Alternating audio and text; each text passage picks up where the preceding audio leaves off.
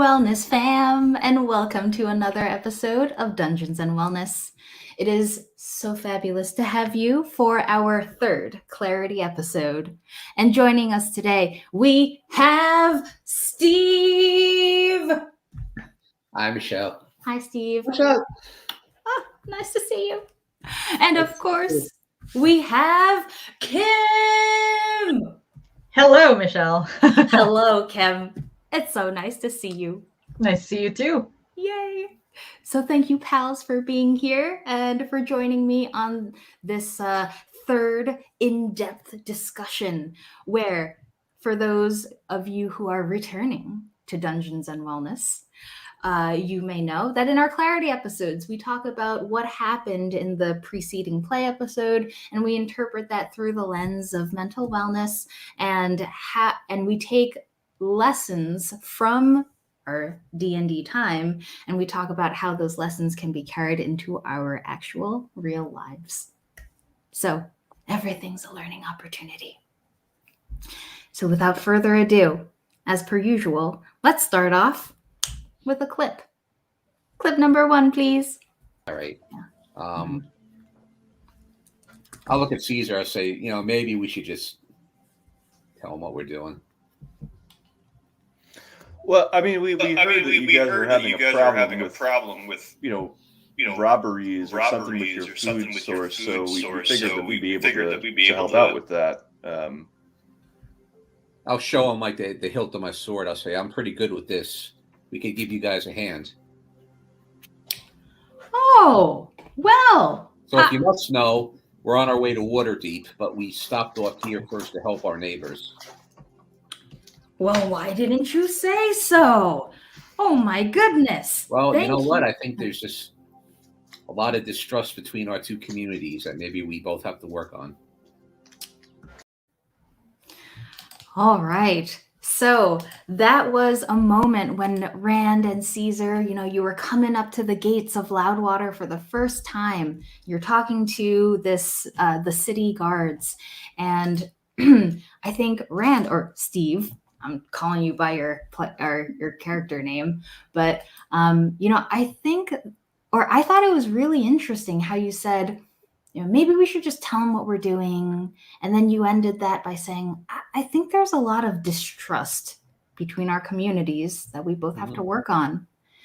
And for me, this made me think about how sometimes like you find that whole communities will have some sort of fear or some sort of like distrust, like you said, towards like something else in the world or another group of people. Mm-hmm. And I was thinking about how, if you are an individual within this greater community that's saying, oh yeah, we're all afraid. All of us Denarians, we're afraid of Loudwater. All of us Loudwater people, we're afraid of Denarians. Well, if you're an individual inside of this community, then how do you begin to process that? And how, when the world around you is telling you to be afraid, how do you begin to move through that fear so that it doesn't consume you? Mm-hmm. So, Steve, I thought that was a really cool moment in the episode. I think maybe at that moment, Rand was trying to break out of this ethnocentric shell that he's lived in for most of his life. And maybe he started to realize that, as he was lying to the guards initially, that it just wasn't going to work. He would just get caught up in this blanket of lies. And he turned to Caesar and said, oh, maybe we should just tell them the truth, why we're here. And maybe he had a moment of clarity at that point, like, I should start trusting these people. They've given me no reason not to trust them. They're being nothing but gracious to me. So, and we're not going to gain entrance on a lie. And what would that profit us to do even if we could? So, maybe the kid's growing up a little bit. He seems like he is. Because before he was very from memory before. Rand was very hard on his beliefs, especially like of his dad and all that stuff, right? And now he's starting to open up a little bit more. And I think a lot of that comes from the adventuring the adventuring party, he's met a lot of different people. He's come to know different people. Whereas previously he would see a goblin and just go, oh my gosh, it's a goblin, I have to kill him, It's very interesting. So a part of this is being more curious about the world and daring to question what you were taught, and not in a way that's disrespectful, but it's in a way that's exploratory, so that you can form your own, belief after everything is said and done. I love he still has a ways to go, because he was being very, very cocky about his abilities with his sword, and telling people, oh, I know how to use this, and we can help you. He has no skills whatsoever. Right. And I guess that kind of speaks to the fact that growth is, like, I feel like it's one of those things where it's a never-ending journey, right? There's never really like a final destination when it comes to your growth. And so So yes, he's going to learn. Yeah. Right. And we've more dangers out there than drunken goblins. So I think you'll get his eyes wide open. Yeah. And he was able to kind of recognize, like, oh, or like you said, Steve, there hasn't been much evidence that I shouldn't trust these people, right? And so maybe the whole like distrust is something that I can start questioning in an exploratory way, like you said, Kim, instead of just assuming like, oh, no, like, let's not even go there. No, I know not to trust them. No, rather than that, it's more like, oh, okay. Well, now maybe I can start thinking about why. Why do I distrust them? Maybe I'll try. One step at a time. One step at a time. Yeah, exactly. And I love kind of seeing the development of Rand as a character. And we've only played for now like 3 hours. So really it's like one normal D&D session. But then within that time, Rand is already showing like a willingness to open his perspective a little bit and move through the fear. So I think that's a really cool aspect of character growth that we're seeing already. Let's see. If somebody is in the moment and they become like, I don't know, overwhelmed by this fear narrative, I guess, would you say that grounding techniques are the way to move through that? Or we're all kind of wellness adjacent. What do you think, fam? Okay. Well, generally it is grounding. So it really depends on the situation, right? So if you're in a place that's where you're overwhelmed and all that stuff, the primary goal of that situation isn't to process, oh, what's happening, and like it comes back from my parents and whatever. You can't do that in the moment. So the priority is to ground yourself. You're right. In an event where you can't, then it's best to step away, like to get yourself out of the horrible situation. Now, in an event that you can't, and that it's just in your face, it'll be helpful for the person to process it afterwards about what happened, to regroup, to be kinder to themselves, to explore more of their like self-care, things like that. So there's different ways, different avenues to take care of yourself. And that makes sense because every context is different. Every situation is different. So yeah, I love that, you're saying, okay, if this is possible, do that. But if not, do this. And if that's not possible, try that. Yeah. So I know sometimes you could use grounding techniques, say like in an event of panic attack, anxiety, count the colors in the room, or start with the alphabet, look at everything in the room that begins with an A. Ground yourself that way. Look down at your feet and say, I am where my feet are and I'm okay. Stuff like that, or breathing exercises. But then, like you said, Kimberly, sometimes you can't. You have to walk away from that And sometimes you're not even, you're nowhere near ready to process what happened to you. You have to wait until everything, you move through everything, you let it move through you. You realize you're still going to be here. The anxiety does not define you. It's just something that happens and it moves through you. Yeah. And in the end, you're left. Exactly. And I feel like it also, sometimes it's also nice to just remember that all of the crazy things and all the scary things that have happened in the past, wow, we made it through all of that. Mm-hmm. Good job, me. Hey, I'm pretty strong. Like, yeah, I can get through a lot more than I thought I could. Good job, me. Yeah. You should always remember your strengths and your support system. Write it down. Yeah, absolutely. Recite it back to yourself. Yeah. Self-care. So important. You can never have enough. Nope. All right. Oh, what was that, Steve? Like taking a feet bath. Yes, exactly. Maybe one type of self-care you can do is to get yourself a little foot bath if you have a little discretionary income for that, and to have yourself a nice soak in the foot bath. You might become so relaxed you're almost ready to forgive all your foes. Wow.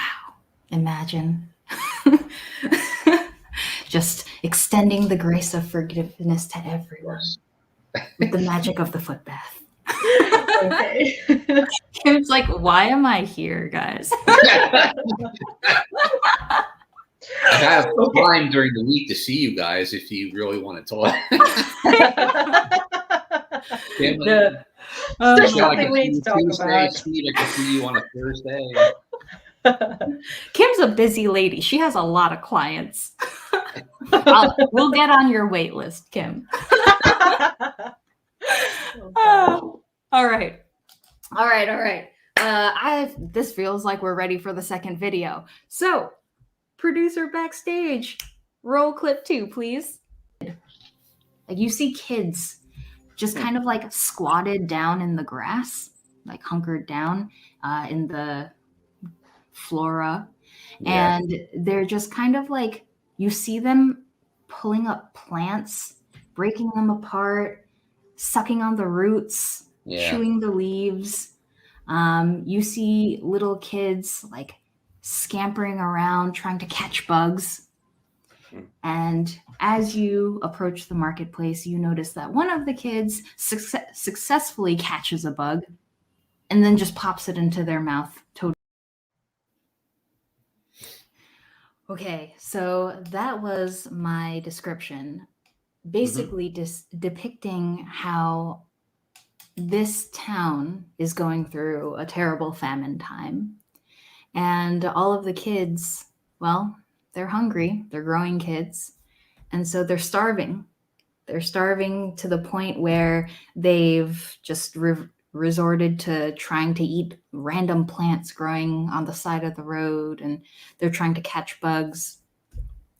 And so I thought this was an interesting opportunity to talk about the impact of growing up during a time of collective trauma.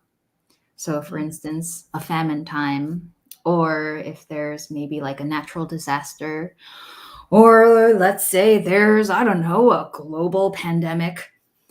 And it's a time when a lot of people are going through a lot, just emotionally, physically, just all around. So collective trauma. And when you're an adult in that time, like, yes, you feel like there's less power, or sorry, you have less control over your life, and that's scary. But what about when you're a child in that situation? And like, and maybe this is my own bias because I used to be a teacher, but I have a soft spot for kids. And when I see kids in, for example, like a war-torn region, or in a famine situation, I always wonder, about how these things play out for that child, and then kind of how they carry it into their adult lives. So just, yeah, collective trauma and how it, oh, hey, Kim. What? I don't know what happened. But so yeah.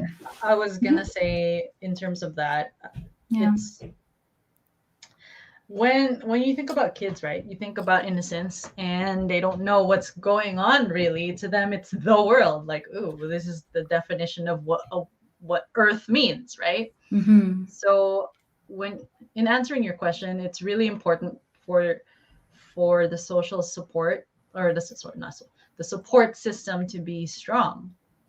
Right. And what I mean by strong, not necessarily like, I mean, sometimes because of the impact of the environment, it's really difficult to be the best mom or to be the best dad, right? The best sister, the best whoever it is, caregiver for the child. But turning lemons into lemonade, basically, right, is the name of the game for kids, because kids don't really, of course they know about the grand scheme of things when mom and dad are suffering, things like that, but the art of turning something into something good, something bad into something good, is very relevant. If the kid in that example or in that clip was about, oh, let's play a game, let's catch the insects, I would say they would remember that fondly, like, oh, I played let's catch the insect with my buddies when I was younger, versus something else. Yeah. No, that makes a lot of sense. And I do recall, like, as a teacher, a big part of what you do to help your students is, like, when they are struggling, or when maybe they're feeling nervous about something, a big part of the job of a teacher is to model, like, the perspective shifting and, being able to center yourself and move through those uncomfortable emotions and then find a way to move forward. So that sounds basically like what you said, where you... That is what I said, exactly. Yeah. That is exactly what I said. You just gave it a name, which is very important to label that perspective shifting. Another one is being genuine to the kid. If it's kids know more than we give them credit for. Even when they're 5, when they're 10, when they're 15, or whatever it is, they know a lot more, and it's important to be honest with them. Like, and obviously it's age appropriate honesty. you can't just talk to a kid like an adult or something like that, right? It needs to be age appropriate. But it's important to be frank in terms of, let's say you don't have a lot of money, and like he wanted, let's say, a lollipop, right? And you can't get the lollipop, and he thinks it's the most traumatic thing ever, let's say, right? And say, sorry, Bobby, or whatever, right? Mommy and daddy can't give you the lollipop today. We'll work things out. Like, we'll figure out how to save it up so that we can give you a lollipop on your birthday, or something like that, right? Right. Or you can say something like, things are not going so well right now, or whatever. Like, connecting it with their favorite TV show, like, oh, when Iron Man suffered blah blah blah, like, that's kind of what's happening with us, so that they kind of get what's going on, instead of thinking, oh, mom and dad don't love me because they couldn't give me the lollipop. Right. And I think, wow, that this is, like, sparking some interesting thoughts, where I feel like perhaps some, and not all, but at least some versions of trauma are related to our perspective in the moment. Oh, Steve's back! Laptop died. Oh no. All right. Anyway. Okay, you plugged in now? Huh? Are you plugged in? Yeah. What were you saying, Michelle? I'm sorry, you said something. Oh, yeah, no worries. So I was saying that maybe sometimes, not all the time, but maybe sometimes the trauma that results from traumatic events, maybe that trauma can be mitigated at least a little bit by actively helping that child or that person practice shifting their perspective. Absolutely. And seeing what happened, but from a different light that helps them process in a quicker and more healthy way. Yeah. Mm-hmm. Wow, Kim, sparking all types of inspiration. I'm definitely putting myself on that wait list. All right, cool. Well, also in regards to trauma, like the community suffering the way it is, don't you think that might produce years later, months later, many cases of PTSD? Right. And so, like, I guess PTSD is one of the worst cases in terms of trauma and like traumatic processing. And I guess PTSD, that's what happens when it stays with you and you're not able to move through that trauma in a healing way. Well, it's a community memory now. You're going to have some oldster 50 years later saying, "Remember the famine of 2000 or whatever year it is in D&D." So it's never really going to go away. It's always going to be in their collective conscious, their memories. Right. Yeah. It's important to know that the trauma is the event, not necessarily the definition of who you are and the like what happens after that. It's how you resolve it in your head or how it's processed in your head that matters actually. Yeah. So you can go through the most traumatic thing ever and you can come out of it resilient and strong. And how you do that is really understanding what's going on or what happened, sometimes with the help of a therapist. If you can't afford therapy or whatever, it could be with a person you trust. Right. It's important to deal with it rather than keeping it under the rug or, no, I'm strong enough, I can handle this. Because in traumatic events, it's most likely you have been affected by it. And it's important to recognize that. Mm-hmm. Absolutely. Oh, I feel like that's part of the being kind to yourself practice. Yeah. Recognizing when you need a little space, a little room to breathe, emotionally speaking. Yeah. Wow.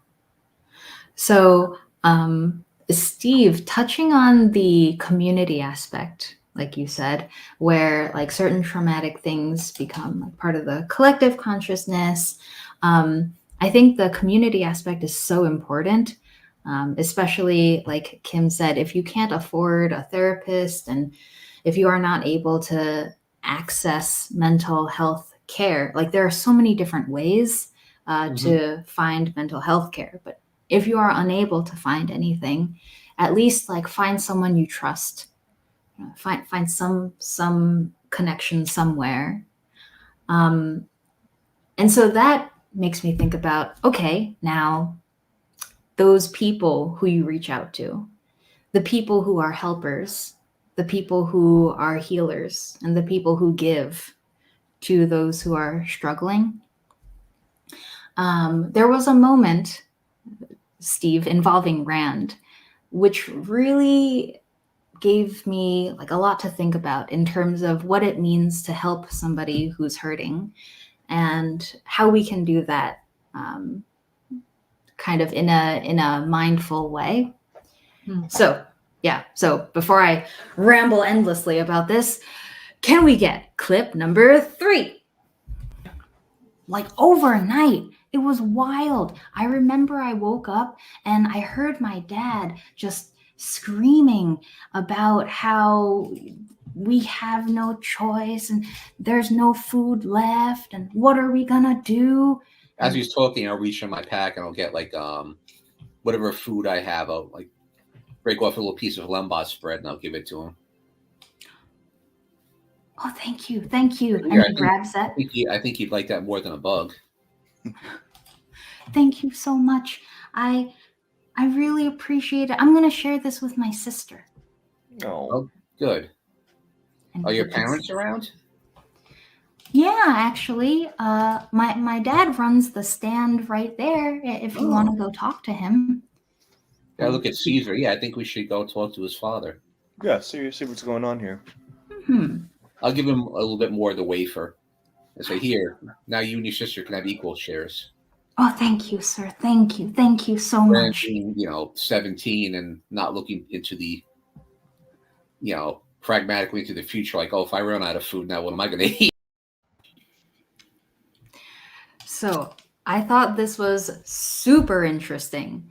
And in the context of like supporting people who are struggling and coming to you for help, for me, like the wafers almost like were a symbol of whatever, your love, your emotional energy, your time, like resource that you expend to try and help the people who are coming to you for help. And so this made me think, well, you mentioned Rand, he's a 17-year-old kid. He's not really thinking about the future. He gives most of his wafers away to this random child who he saw. And he's not really planning for the future where he could potentially run out of rations himself. So this makes me think, I feel like a lot of the time, people want so much to help other people that they end up giving more than what is healthy. Or maybe they try helping so much that they neglect themselves and their own self-care. So I was thinking it would be interesting to talk about what it means to be a caregiver or a caretaker, however you want to phrase that, and how to do so in a way that is sustainable and healthy and allows you to keep caring for others in the long run. Well, I mean, there's an old saying that the caretaker, I think, always suffers the most, or is the first one to get sick or ill or whatever.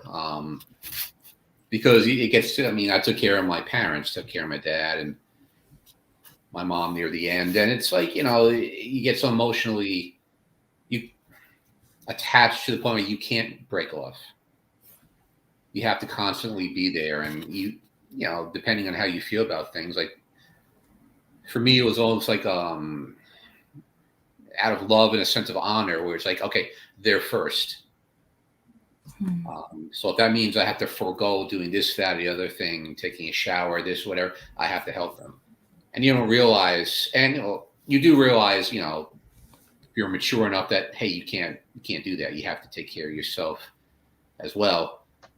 But it's like your sense of duty. It's like, it just overpowers that. And you think, oh, I don't care. I can go. I can keep going, and you can't do that. It's going to catch up with you eventually, and then who suffers? The people that you're trying to take care of, because now you're emotionally compromised. You're tired. You're not taking care of yourself. If you have other people helping out, that's good. But if you're in a situation where you're the only one doing things, you have to set aside some time for yourself as well. Yeah. So that's Rand, an inexperienced adventurer who will give away all his food to one little kid, not thinking, oh, what am I going to eat tomorrow night? Unless I hunt something. He's a farmer. He's not a hunter. Right. He has hunted a little in the past, but it's like you might not get something. And now it's going to have to take food from Caesar, who would hopefully be nice enough to give him some, but now you're compromising all your rations. So maybe he's trying to be a caregiver in a way, or just trying to be nice, but he's not thinking ahead. Wow. Yeah, and the whole conversation about being nice, I feel like is something that happens a lot, where there's that expectation that you be nice or you're trying to be nice. But then, like you said, you end up compromising yourself in the long run, because often. True. And then there's the guilt. Like in his case, I have two wafers. Give it to the kid, him and his sister. Why should I keep one? I can always get more. No, you can't. But you're not thinking straight. Right. So I guess you want to avoid that guilt. Just like in real life, oh, I should do this today, self-care. No, you have to help out your dad with this. Oh, okay, I'll put the self-care aside, because if you don't, you can feel guilty as hell, and Yeah, so I guess a big question for me is, if you want to be able to take care of somebody to that extent, and you want to be able to give yourself to this person who needs you, how can we do so in a more sustainable way? Well, the guilt is irrational. The guilt is born of anxiety because you're so worried about the person you're trying to help. Does that sound right, Kim? I mean, that's how I think about it. I like that we're talking about this because a lot of my clients are givers. They're empaths, and they've experienced a lot of issues in terms of, well, who's taking care of me? And I've always been giving, and then they get tired. It's called empathy fatigue, and therapists get it, teachers get it, like the nurses get it. There's a lot of it in the helping field, and you've touched a lot on that, Steve. Self-care, yes. Self-care is important, of course. Now, it is harder for people to wrap their head around the concept of you first, like me first, because it feels selfish. It's inherently like, oh, how could you not give food to this starving child? Like, there's always this shame that comes from looking out for number one. Now, if you go to the extreme, like you're always looking out for number one, that's a different story, right?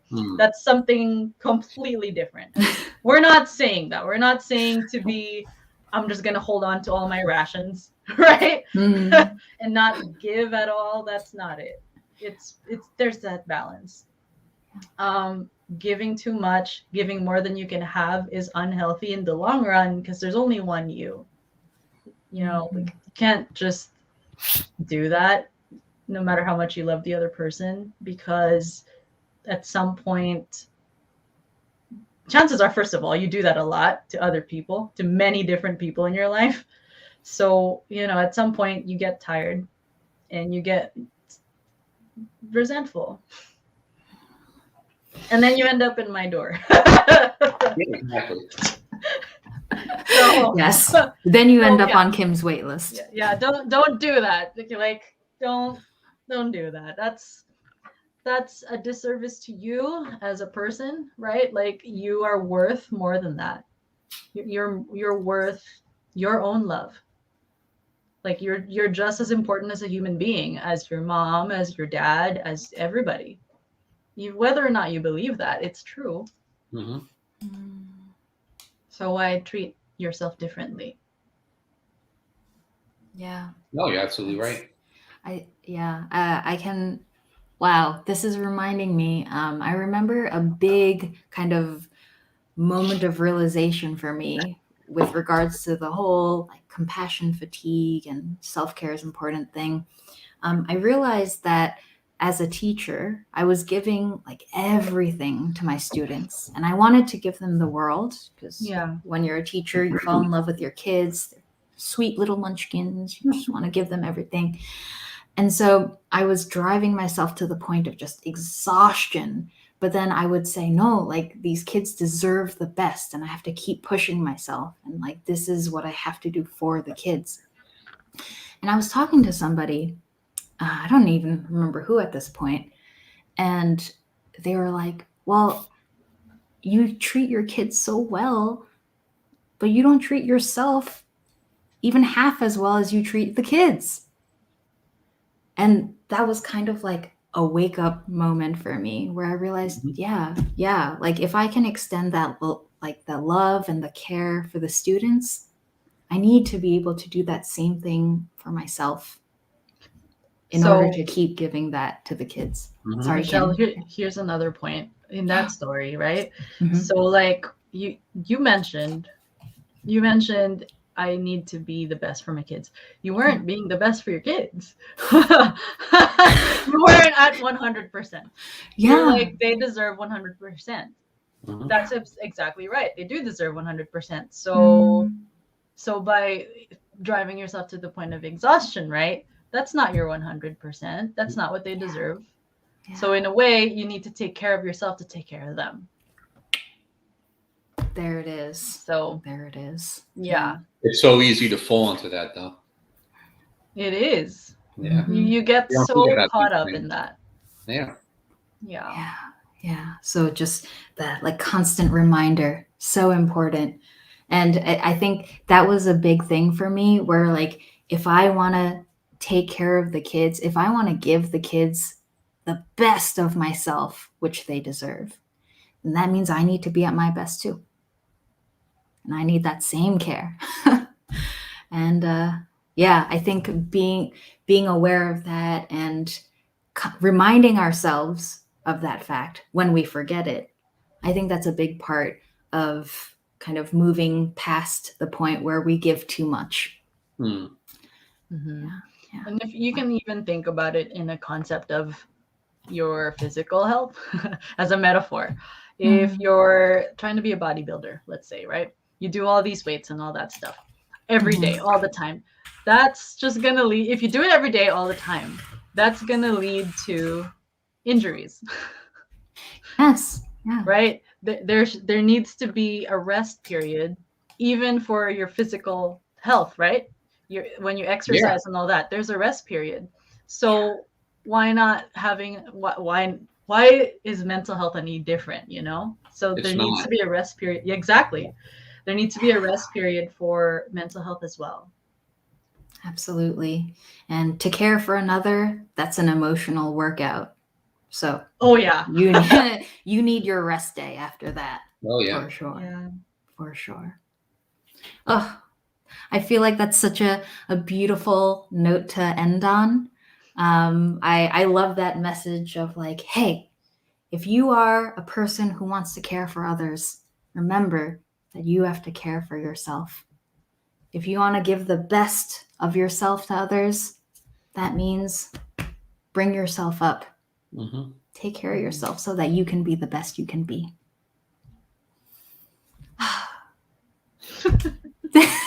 Thank you so much. Wow, what a beautiful conversation this ended up being.